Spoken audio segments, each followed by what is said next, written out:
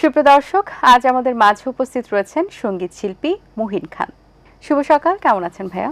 শুভ সকাল, আলহামদুলিল্লাহ ভালো আছি। আচ্ছা ভাই, আপনি শিল্পীদের নিয়ে একটি প্ল্যাটফর্ম তৈরি করেছেন, সেটি সম্পর্কে শুরুতে জানতে চাই। কাজ কেমন চলছে? প্ল্যাটফর্ম তৈরি করার পর এখন কত দূর এগিয়েছে? না, খুব সুন্দর একটা প্রশ্ন। আমাদের দেশে যে বিষয়টা নিয়ে আমরা খুব অপ্রত্যাশিত কিছু আলোচনা শুনতে পাই, সেটা হচ্ছে যে আমাদের দেশের শিল্পীদের বেসিক্যালি কোনো প্ল্যাটফর্ম নেই এদেশের গানের বাণিজ্যিক ব্যবহারের। তো সেক্ষেত্রে আমরা এ প্রজন্ম এবং সিনিয়র প্রজন্ম সকলেই ইনক্লুডেড, আমাদের উপদেষ্টা হিসেবে আছেন আমাদের দেশবরেণ্য সঙ্গীত শিল্পী এবং সঙ্গীত পরিচালক সৈয়দ আব্দুল হাদী চাচা আমাদেরকে অনুপ্রেরণা দিচ্ছেন যে তোমরা এগিয়ে যাও। তো আমরা আসলে ফ্রিডম আর্টিস্ট সোসাইটি নামে আমাদের একটা সংস্থা এসেছে, ফ্যাসব, আমাদের রিফরমেশন হচ্ছে ফ্যাসব, freedom artist society welfare organization of Bangladesh. তো আমরা চাইছি যে আমাদের যে গানগুলো, এই দেশের যে গানগুলো, এই দেশের মূলত হচ্ছে আমাদের এই দেশের সকল শিল্পীর গানগুলো যেন সঠিকভাবে বাণিজ্যিক ব্যবহার হয়। এই জন্য আমরা অলরেডি বাংলাদেশে মানে কালচারাল মিনিস্ট্রির কাছে আবেদন করেছি বাংলাদেশ মিউজিক রেগুলেটরি কমিশনের জন্য, যেটা করলে এদেশের সঙ্গীতের শিল্পীদের অন্তত রয়্যালিটিটা ফেরত পাবে তারা। আচ্ছা, এই যে পরিকল্পনাটা বা উদ্যোগটা নিয়েছিলেন, তো পরবর্তীতে পরিকল্পনাটা প্রথম কিভাবে নিয়েছিলেন, যে হঠাৎ করে এই চিন্তাটা আসার পেছনের কোনো গল্প আছে কিনা? আসলে ভুক্তভোগীরাই জানেন যে এর সমাধানটা কি। তো আমিও আমাদের ইন্ডাস্ট্রিতে আসা আমাদেরও প্রায় 18-19 বছর হয়ে গেছে 2006-এর সেই রিয়েলিটি শো থেকে। আমরা এটা আসলে প্রত্যেকটা প্ল্যাটফর্মে আমরা নিজেরাই এর মানে সম্মুখীন হয়েছি যে আসলে আমার যে একটা গান রিলিজ হচ্ছে, এইটা সঠিক ব্যবহারটা আমরা কোথা থেকে পাবো, কিভাবে এটা রয়্যালিটি পাবো, এটা জানতে গিয়েই আসলে মূল সমস্যাগুলো তৈরি হলো এবং আমরা এখান থেকে সমাধানগুলো খুঁজে বের করার চেষ্টা করলাম। আচ্ছা ভাই, আমরা আর আলোচনা করব গান নিয়ে, কাজ নিয়ে, কিন্তু আপনার কণ্ঠে একটা গান শুনে নিতে চাই, তারপর বাকি আলোচনা। কোন গানটি শোনাবেন আমাদের এখন? এই রিসেন্ট একটা গান রিলিজ হয়েছে, এই গানটা গাইতে পারি। গানটা আমার লেখা ও সুর, গাইছি। ওকে। তুমি আমার একটা আকাশে একটা চাঁদের আলো, বলো তুমি আমায় বলো কত বাসো ভালো, নাকি বলবো আমি আমার মনের কথা, আর ভুলবো আমার মনের সব ব্যথা। আছো কোথায় তুমি, আছো কোথায়, বুকের জমিনে আমার আছড়ে পড়ো। আছো কোথায় তুমি, আছো কোথায়, বুকের জমিনে আমার আছড়ে পড়ো। আছো কোথায়। বাহ, চমৎকার সুর, চমৎকার কথা, ভালো লেগেছে, অসংখ্য ধন্যবাদ আপনাকে। এটা তো রিসেন্টলি গান হয়েছে, আপকামিং কি কি গান নিয়ে কাজ করা হচ্ছে? বললাম যে আমাদের প্রাতিষ্ঠানিক বেশ কিছু কাজ করার চেষ্টা করছি। মানে আমাদের ফ্যাসবের প্রায় মেম্বার্স 650, ঢাকা জেলার মেম্বার্স। তো এদেরকে নিয়েই আমার মূল প্ল্যাটফর্মটা তৈরি করার। প্রথম দিকে এই সকল যন্ত্রশিল্পী, আমাদের শিল্পী যারা আছেন, তাদেরকে সমন্বয় করে এদেশে একটা মাল্টিপল স্টুডিও টাইপের একটা ভালো মিউজিক্যাল একটা রিচমেন্টের জন্য ভালো মৌলিক গানের একটা সম্ভার তৈরি করার চেষ্টা করছি। আমরা বেশ কয়েকজন মিউজিক ডিরেক্টর এখানে কাজ করছি, কারণ যেহেতু সংস্থাটা আমি একা না, সংস্থাটা সকল শিল্পীদেরকে নিয়ে, সকল যন্ত্রশিল্পী, মিউজিশিয়ানস সকল সমন্বয়ে। আমার হিসাবটা হচ্ছে যে উদ্যোগটা আমরা নিচ্ছি একসঙ্গে আমাদের ফ্যাসব থেকে, এবং এখান থেকে নিয়ার অ্যাবাউট প্রায় 5 শতাধিক গান 2026-এ ইনশাল্লাহ রিলিজ হচ্ছে। আচ্ছা, বাহ, চমৎকার। ভাই, এখন কিন্তু আমরা একটু ডিজিটাল যুগে এত বেশি আপডেটেড এবং ইনভলভ হয়ে গেছি, সকলেই কিন্তু এআই সম্পর্কে জানেন, অবগত, এবং এই এআই প্রযুক্তি ব্যবহার করে কিন্তু, যেমন সামনে ইলেকশন নিয়ে অনেক ভিডিওস, অ্যাডস তৈরি হচ্ছে, এবং অনলাইন ভিত্তিক অনেক প্ল্যাটফর্মে কিন্তু আমরা অ্যাডস দেখতে পাচ্ছি, বিভিন্ন ধরনের গেমসে অ্যাডস ইউজ হচ্ছে, এবং গানের ক্ষেত্রেও কিন্তু এআই এর ব্যবহার হচ্ছে। এই ক্ষেত্রে আসলে শিল্পীদের জন্য কতটা ঝুঁকি, বা আগামীতে আসলে এই ধরনের ব্যবহার, ইভেন তো শিল্পীর কিন্তু ফেস নিয়েও, আসলে ছবি নিয়ে সেখানে এমনভাবে এআই দিয়ে প্রযুক্তি ব্যবহার করা হচ্ছে যে মার্কেটিং হয়তো বা এমন একটা সেক্টরে করছেন যেটা সম্পর্কে শিল্পী অবগতই না বা জানেন না, এটা হয়তো বা তার জন্য প্রবলেমেটিক। তো এই বিষয়গুলো নিয়ে কি মনে হয়, আগামীতে কি ধরনের প্রবলেম ফেস করতে হবে আমাদের, নাকি আসলে ভালো কিছু হবে? কি পরিকল্পনা বা কি চিন্তা ভাবনা রয়েছে আপনার এটা নিয়ে? একটা বড় ধরনের আইডেন্টিটি ক্রাইসিস তৈরি হবে। মানে একজন শিল্পী কিন্তু আসলে বাঁচেন তার মানে ভক্তদের ভালোবাসায় বা শ্রোতাদের ভালোবাসায়। তো এআইটাতে তো আর সেটা নেই। তো সেক্ষেত্রে ডেফিনেটলি এই জায়গাটাতে একটা সংকট তৈরি হবে। তবে স্বাভাবিকভাবে একটা কথা বলতে পারি যে প্রযুক্তির সদ্ব্যবহার অপব্যবহার দুটোই মানুষ জানে। এআইটাকে যদি আমরা সঠিক আয়ত্তে নিয়ে সঠিক ব্যবহার করতে পারি তাহলে এটার ডেফিনেটলি পজিটিভ সাইন আছে। আর যেভাবে বলছেন যে অনেক কিছু বানিয়ে ফেলছেন, অনেক কিছু বানিয়ে ফেলা যায়, কিন্তু সেখানে কতটুকু মানে সত্যতা আছে, কতটুকু গ্রহণযোগ্যতা আছে, এটাও একটা দেখার বিষয় থেকে যায়। তো আমার কাছে মনে হয় এআই এর সদ্ব্যবহারটা যদি মানুষ করেন তাহলে সেক্ষেত্রে পজিটিভ, আর প্রযুক্তির অপব্যবহার করলে অবশ্যই সেটা নেগেটিভ। ভাই এই মুহূর্তে আরেকটি গান শুনতে চাই, কোন গানটি শোনাবেন এবারে? এই মুহূর্তে মনে পড়ছে আমাদের প্রিয় কবির বকুল ভাইয়ের লেখা, শওকত আলী ইমন ভাইয়ের সুরে একটা ফিল্মের কাজ করেছিল আমাদের শুভ বিবাহ চলচ্চিত্রে দেবাশিসদের, সেখান থেকে একটু গাইছি। হৃদয় যেখানে চাইছে হারাতে, দোষ কি সেখানে বলো দুপা বাড়াতে।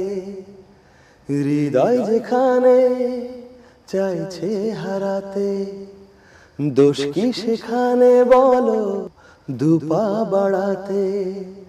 থাকো আমারই পাশে ও স্বপ্ন ওড়ায় আকাশে, দেখি তোমাকে নীরবে অপলকে,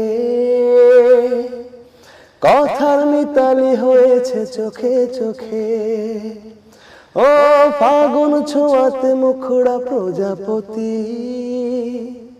ভালোবাসাতে লাগে না অনুমতি। ছিলাম আমি একা একা, শুরু হলো স্বপ্ন দেখা। প্রেম কি এভাবে আসে ও স্বপ্ন ওড়ায় আকাশে। বাহ, অসাধারণ একটি গান, খুব চমৎকার লেগেছে।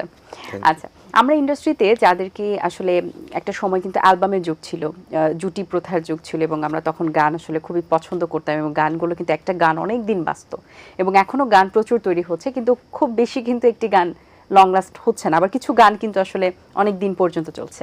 সো এই যে এবং আসলে যারা ওই সময়টাতে গান করতেন, অ্যালবাম করতেন, যারা আপনাদের সঙ্গে ছিলেন, তারা কিন্তু এখন নতুন আঙ্গিকে একটু সময় নিয়ে, একটু পজ দিয়ে আসলে তারা একটু বিরতিতে ছিলেন হয়তোবা, একটা নতুন ধামাকা নিয়ে একটি গান নিয়ে তারা আসছেন।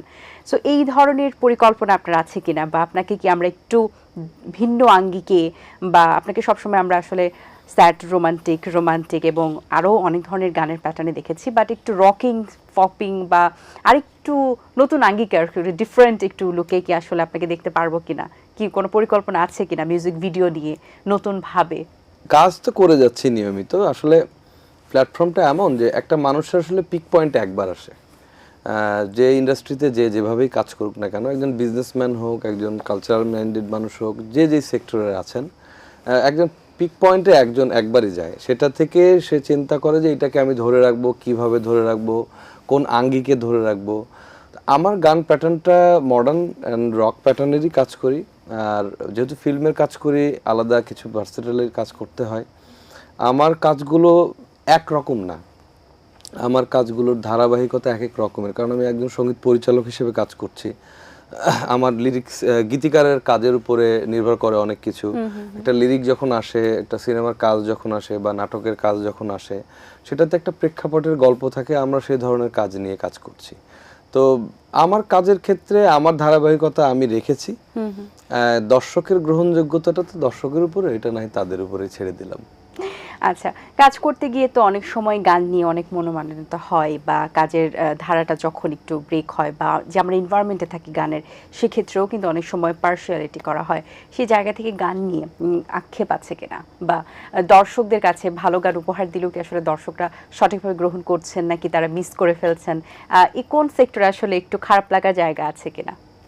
আমরা যদি সমষ্টিগতভাবে এগোই তাহলে আমাদের কাজের ধারাবাহিকতাটা আলাদা দিকে যাবে।